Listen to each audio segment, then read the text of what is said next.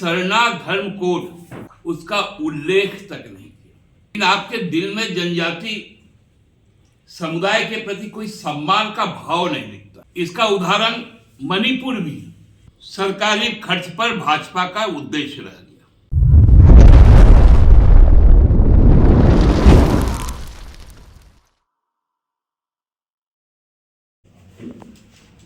आप लोगों ने देखा है कि कल हम लोगों का राज्य का स्थापना दिवस और धरती आबा भगवान बिरसा मुंडा जी का जयंती का पावन दिन। उसके एक दिन पूर्व 14 तारीख को माननीय प्रधानमंत्री जी राज्य के दौरे पे आए थे। राज्य में राजधानी में उतरे, जगह जगह लोगों का अभिवादन भी स्वीकार किया। राज्य की जनता ने भी अपने गौरवमयी देश के प्रधानमंत्री का स्वागत किया, क्योंकि झारखंड की परंपरा रहा है कि झारखंड हमेशा यहाँ आने वाले लोगों के साथ एक आत्मीय संबंध बनाता है और स्वागत में किसी भी तरह की कोई त्रुटि ना रह जाए, इस पर बहुत सतर्क रहते हैं।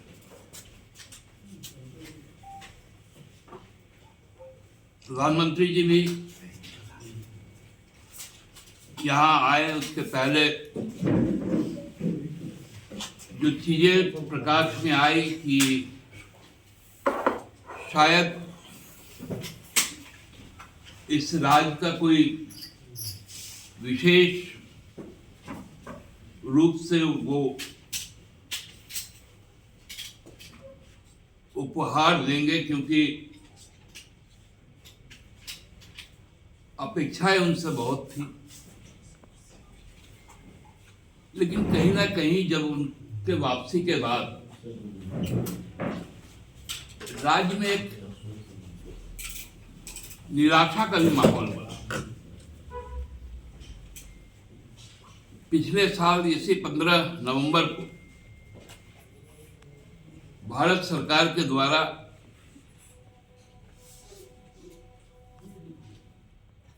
नवंबर को जनजातीय गौरव दिवस का नामकरण किया गया था और देश की प्रथम महिला जनजाति राष्ट्रपति महोदया यहाँ पर आई थी। तब से ये आस था कि जनजाति बहुल देश के जो भी इलाके हैं जो 5वीं और 6ठी अनुसूची के तहत संवैधानिक रूप से आच्छादित है, उनके लिए कोई विशेष कार्य किए जाएंगे।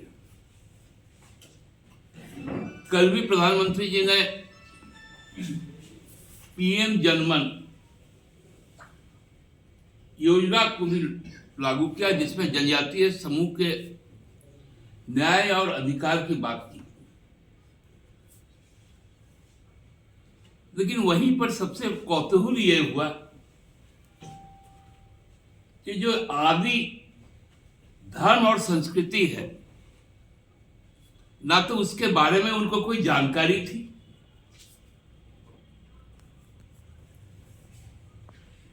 ना ही जनजाति समूह के प्रति सच्ची कोई भावना थी। क्योंकि सरना धर्म कोड जो इस राज्य के विधानसभा ने सर्वसम्मति से पारित करके भेजा है, उसका उल्लेख तक नहीं किया। आप प्रधानमंत्री जी अच्छी अच्छी बातें कहते हैं, लेकिन आपके दिल में जनजाति समुदाय के प्रति कोई सम्मान का भाव नहीं दिखता। इसका उदाहरण मणिपुर भी जो छठी अनुसूची का राज्य है। आप ना मणिपुर गए, न मणिपुर के लोगों के साथ संवाद स्थापित किया, और तो और आपके पैर तो थिरकते रहते हैं चुनावी सभा की, लेकिन आपने मिजोरम भी नहीं गया, वो भी छठी अनुसूची का क्षेत्र है जिसमें 40 विधानसभा क्षेत्र है, 39 सीट जनजाति आरक्षित।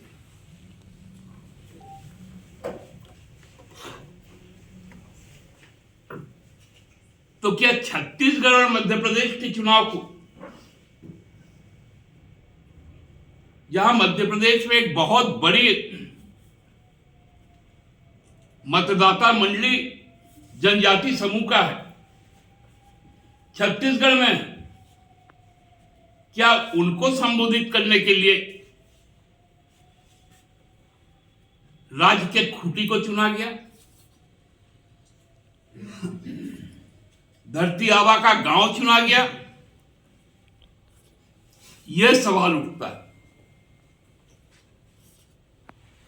प्रधानमंत्री जी अपने आप को झारखंड से जोड़ रहे थे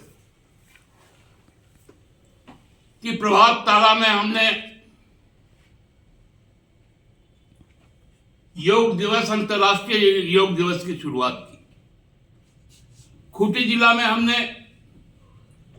100% सोलर लाइट से सज्जित न्यायालय का उद्घाटन किया। प्रधानमंत्री जी, आप जो प्रभात तारा मैदान की बात करते थे, वो एचईसी का इलाका है, आवासीय इलाका है। हम पहले भी बोल रहे थे कि प्रधानमंत्री जी एचईसी को बचा लीजिए। प्रधानमंत्री जी ने जानबूझकर एचईसी के बारे में कोई बात नहीं। वो जानते हैं कि इस प्रदेश में रुग्णता आए, यह राज्य गरीब बना रहे, यह उद्देश्य था। कल राज्य की स्थापना दिवस थी। राज्य सरकार ने अपने राज्यवासियों के लिए जो कल योजनाएं लाई, वो सभी लाइफ चेंजर है, गेम चेंजर, मील का पत्थर है। चाहे ग्राम गाड़ी योजना हो, स्टार्टअप हो, एमएसएमई के लिए योजना हो, आईटी सेक्टर के बीपीओ,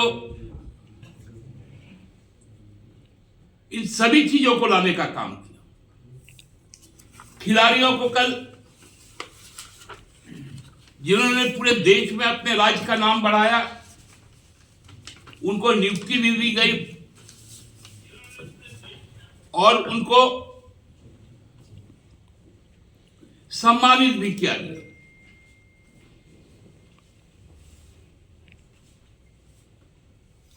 प्रधानमंत्री जी शायद ये जानते थे कि राज्य सरकार के बढ़ते कदम को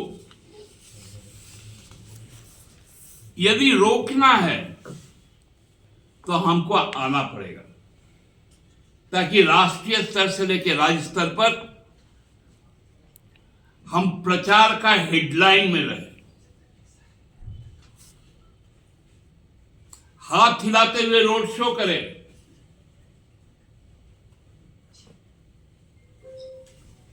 तो क्या फोटो शूटिंग के लिए और राजनीतिक कारण के लिए झारखंड के स्थापना दिवस को पिछले बार भी राष्ट्रपति की स्वीकृति मिलने के बाद भी राष्ट्रपति नहीं आई, इस बार भी ऐसा किया गया कि ताकि पूरा आधा दिन राज्य प्रधानमंत्री के पीछे लगा रहे।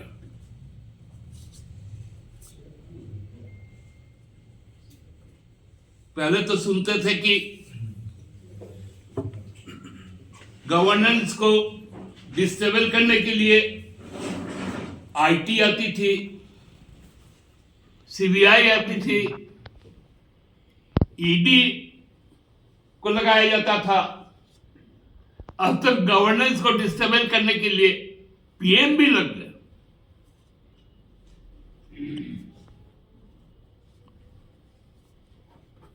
कि मेरा भी चेहरा रहना चाहिए, क्योंकि मध्य प्रदेश में तो जनजाति इलाके में जाकर आप चुनाव प्रचार कर नहीं सकते, मिजोरम जा नहीं सकते, तो बगल के राज्य को चुन लो, क्योंकि मध्य प्रदेश में भी गोंड है, हमारे यहां पर भी गोंड है। मध्य प्रदेश में भी भूमिज है, हमारे यहां पर भी भूमिज है। मध्य प्रदेश में भी खैरवार है, हमारे यहां पर भी खैरवार है। छत्तीसगढ़ का भी यही स्थिति है।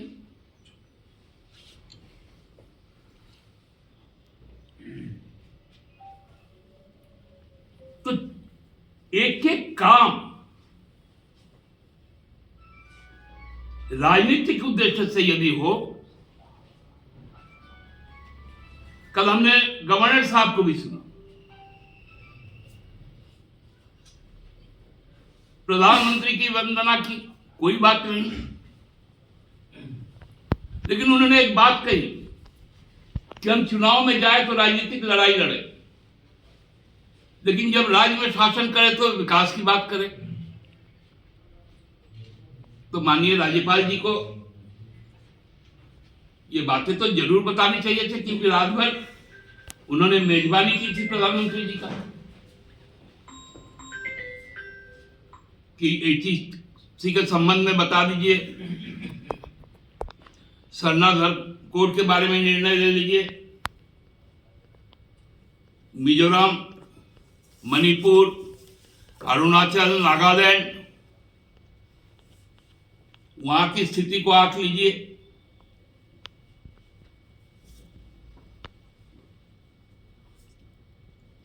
केवल और केवल राजनीतिक प्रचार तंत्र ही अब सरकारी खर्च पर भाजपा का उद्देश्य रह गया।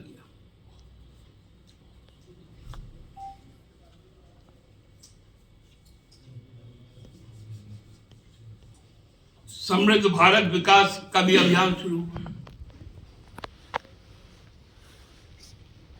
बेरोजगारी की क्या स्थिति है, कौन सा समृद्धि है, स्वास्थ्य की क्या स्थिति है, अर्थव्यवस्था की क्या स्थिति है। प्रधानमंत्री जी गर्व के साथ कहते हैं कि अगले 5 साल तक हम मुफ्त अनाज देंगे। ये गरीबी का उपहास उड़ाना है। आपने लोगों को अपने कार्यकाल में इतना गरीब कर दिया कि विश्व के हंगर इंडेक्स में हम नेपाल, बांग्लादेश और पाकिस्तान से भी नीचे आ गए।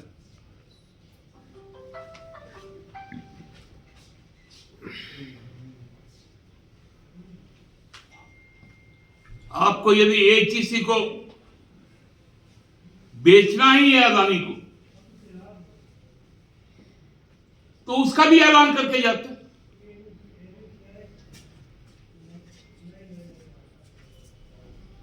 आपने तो झारखंड की बात की और वन संशोधन कानून ऐसा लाया कि अब जंगलों के अंदर कॉर्पोरेट सेक्टर घुस गया।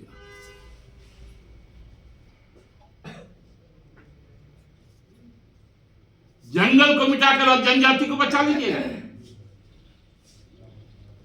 सरना धर्म कोड को मिटाकर आप आदिवासी की न्याय की बात करते हैं।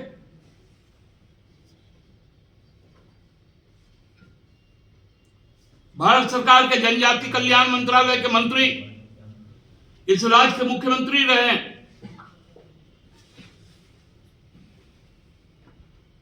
खुद मुंडा समाज से आते हैं।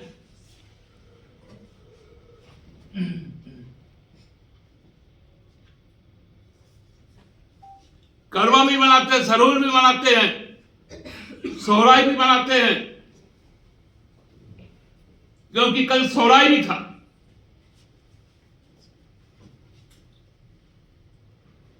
और सरना की बात नहीं करते।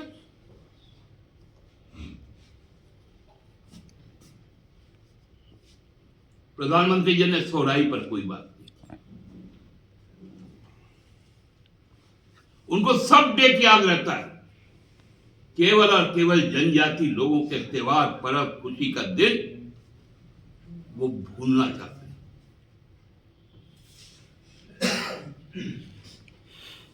लेकिन झारखंड मुक्ति मोर्चा जानती है किस प्रकार से यदि हमने अपने राज्य को अलग किया है शहादत के बाद, तो अपने परिचय, अपना आदि धर्म को भी संवैधानिक दर्जा लेंगे। उसके लिए जो भी संघर्ष करना पड़े, उस संघर्ष के लिए हम तैयार हैं। धन्यवाद।